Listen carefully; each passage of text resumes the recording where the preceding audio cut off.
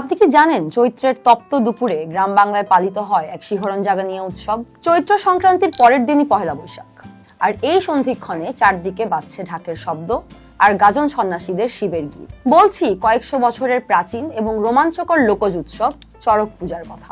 আপনারা কি জানেন কেন এই পূজা করা হয় বা এর ইতিহাস কতটা পুরনো?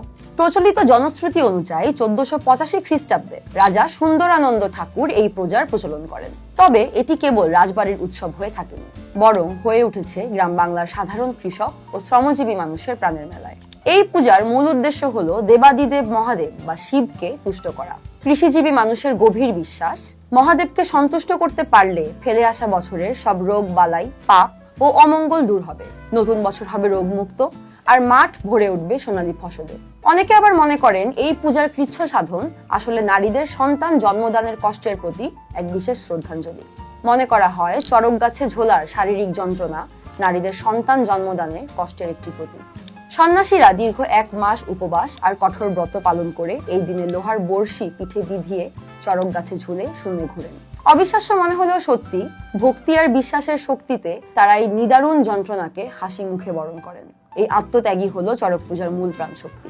বর্ষিবিদ্ধ হয়ে চড়ক গাছে ঘোরার মাধ্যমে সন্ন্যাসীরা তাদের পার্থিব শরীরী অস্তিত্ব ভুলে ঈশ্বরের প্রতি চূড়ান্ত প্রেমের প্রকাশ ঘটান। কিংবদন্তি অনুসারে রাজা বানাসুরের পরম শিবভক্তি ও শিবকে সন্তুষ্ট করার জন্য তার শারীরিক কষ্ট সাধনকে শ্রদ্ধা জানিয়ে চড়ক পূজায় শারীরিক যন্ত্রণা সহ্য করা হয়। ব্রিটিশ শাসন আমলে চিরস্থায়ী বন্দোবস্ত চালুর পর চড়ক পূজার এই উৎসবকে জমিদাররা ব্যবহার করা শুরু করে খাজনা আদায়ের জন্য কৃষকদের নির্যাতনের হাতিয়ার হিসেবে। কিন্তু ঔপনিবেশিক শাসনের ইতি ঘটার সাথে সাথে চড়ক পূজা ফিরে পায় তার লোকজ এবং ধর্মীয় আমেজ। তবে চড়ক মানেই কেবল ধর্মীয় আচার নয়, এটি বাঙালির লোকজ চেতনার এক বড় উৎসব।